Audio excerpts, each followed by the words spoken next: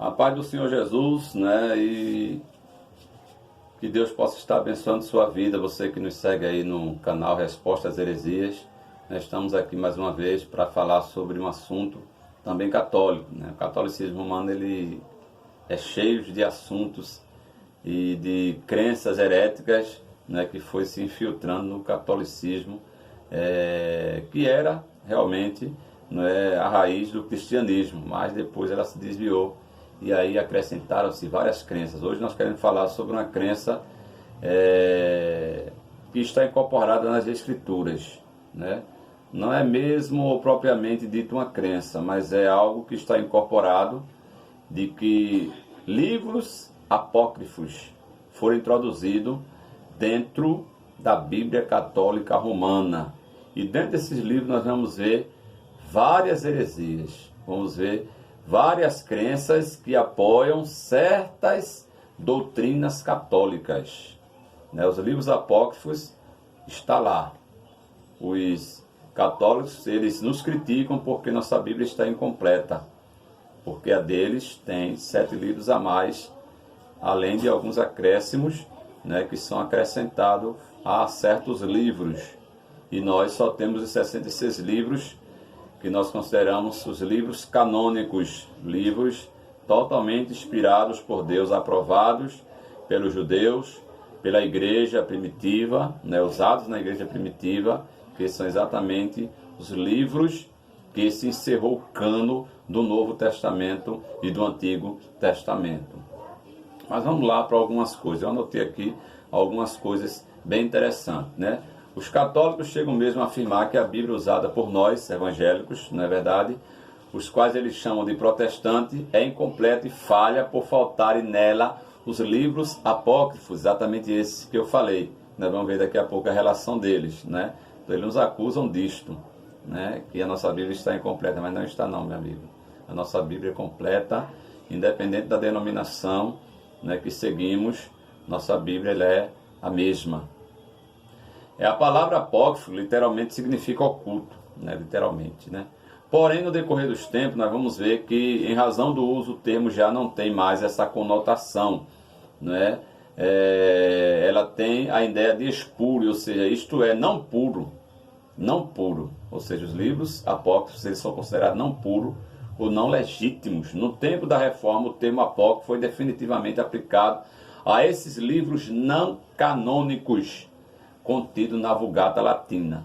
Ou seja, a versão da Vulgata Latina é a versão que o catolicismo romano usa, né? Que é exatamente a tradução que eles trouxeram do hebraico para o latim e se acrescentou a eles os livros apócrifos. Algumas Bíblias evangélicas têm livros apócrifos, mas apenas para serem consultadas, né, vamos dizer assim, culturalmente, para se consultar, mas não para servir como regra de fé e prática. Mas a Bíblia Católica, os livros apócrifos são usados exatamente como regra de fé e prática, em pé de igualdade com os livros canônicos, que são os 66 livros, que variam de Gênesis a Apocalipse, né?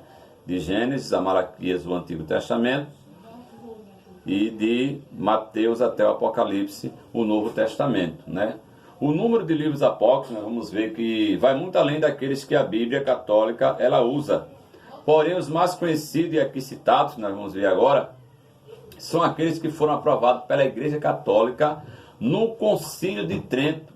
Veja quando é que eles aprovaram os livros apócrifos como canônico, em 1546. Até então, não se tinha tido esses livros como livros canônicos ou usados como regra de fé e prática. Mas como eles queriam aprovar algumas crenças que as demais escrituras reprovavam, foi o que eles fizeram. Vamos colocar os livros apócrifos como livros canônicos, incorporados em nossa Bíblia e ratificar. Vou bater o martelo e dizer que eles também são considerados como regra de fé e prática.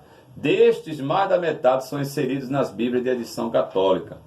Alguns desses livros são também inseridos em Bíblias de editoras protestantes, mas para estudo de investigação da crítica textual, né, e o devido ao seu relativo valor histórico. Os livros apócrifos, eles podem ser lidos, né? Podem ser consultados para a crítica textual, para um valor histórico, para conhecer a cultura, mas não tido como regra de fé e prática. Não serve para nós, não é canônico, não é inspirado por Deus, e nós vamos ver daqui a pouco por que não, em nome de Jesus, amém? Os livros apócrifos e acréscimos a livros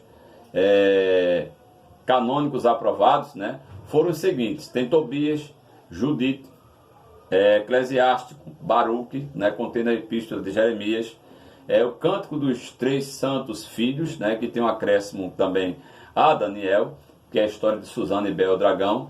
Também tem o acréscimo, e aliás tem os livros 1º e 2º Macabeu, que é muito conhecido, né, que é bem interessante, que é a história entre o Antigo e o Novo Testamento, a revolta dos Macabeus, né, mas tem muita coisa que não bate, né, com as Escrituras. Eram os 4 principais, né, apócrifos do Antigo Testamento. Destes, os não reconhecidos pelo Concílio de Trento, aquele que eu falei, dos católicos romanos, né, foram 1 e 2, ou seja, Esdras e a oração de Manassés.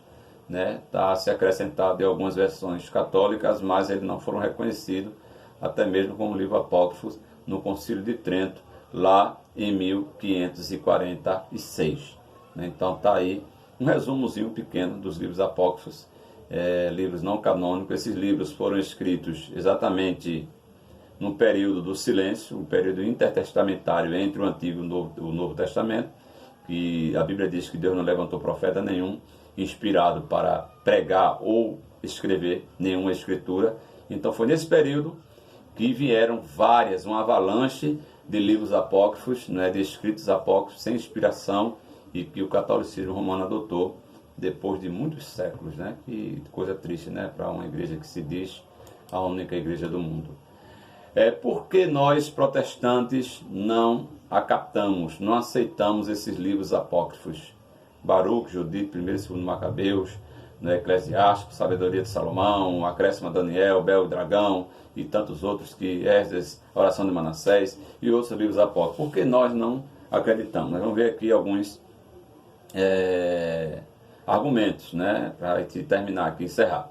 Primeiro, porque eles nunca fizeram parte do cânon hebraico, né? Como eu falei, o cânon hebraico se encerrou em Malaquias, né?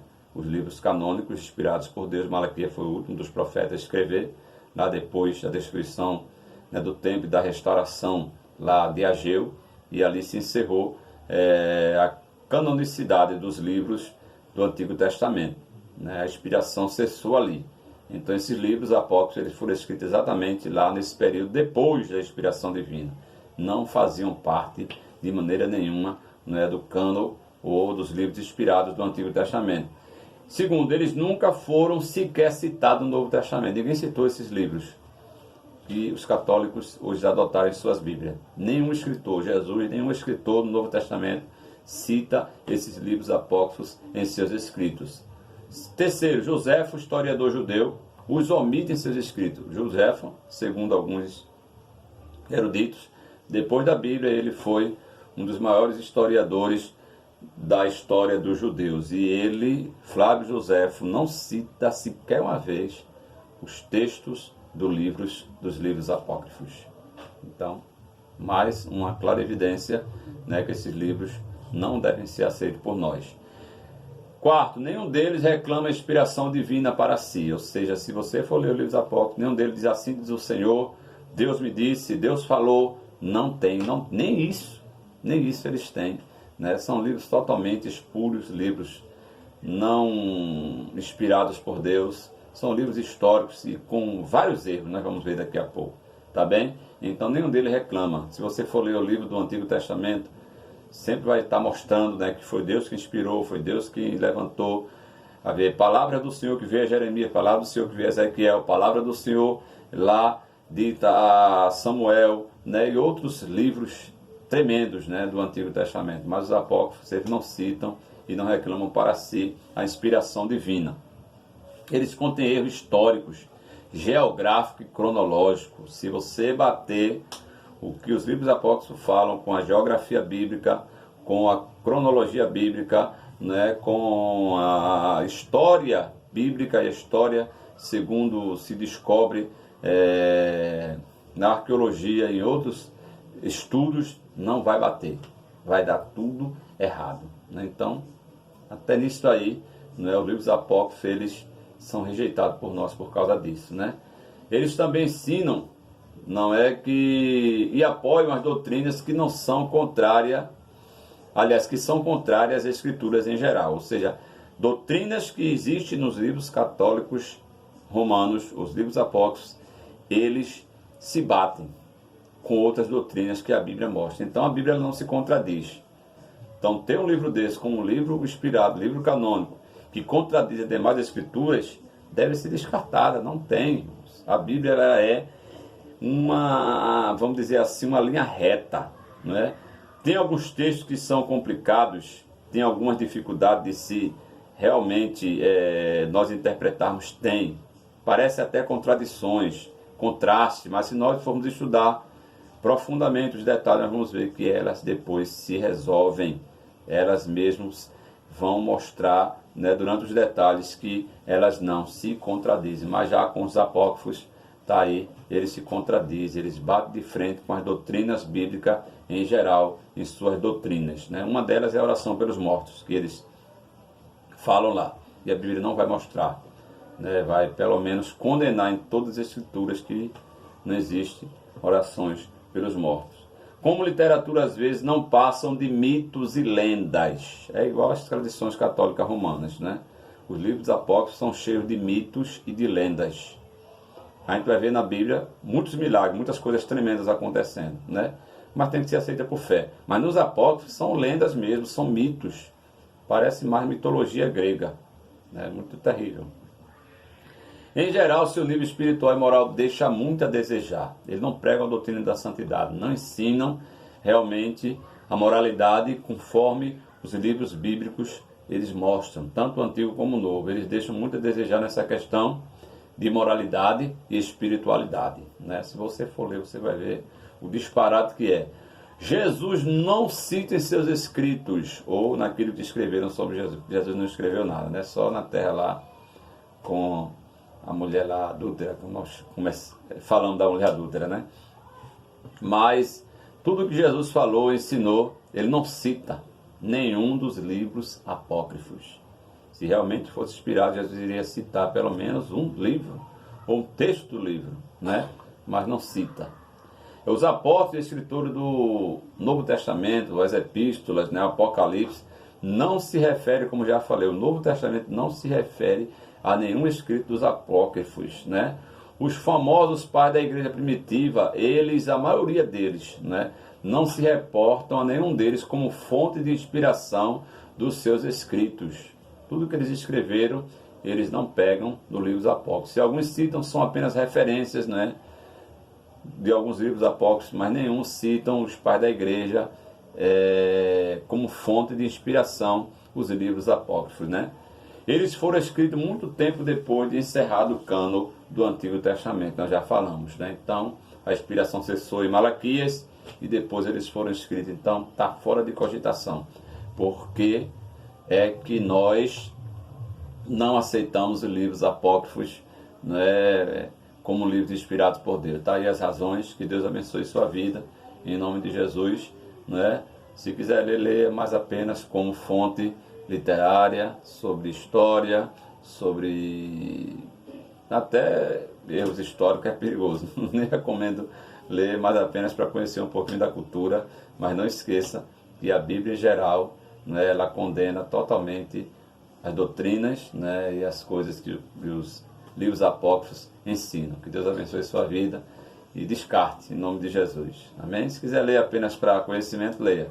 Mas não tem nada para nós absorvermos como regra de fé e prática para a nossa vida. Em nome de Jesus. Deus abençoe, continue aí acompanhando, em nome de Jesus, nosso canal. Se inscreva, compartilhe, né? E toque lá no sininho de notificação. Nós sempre estivermos lançando outros vídeos, vamos estar aí avisando a você.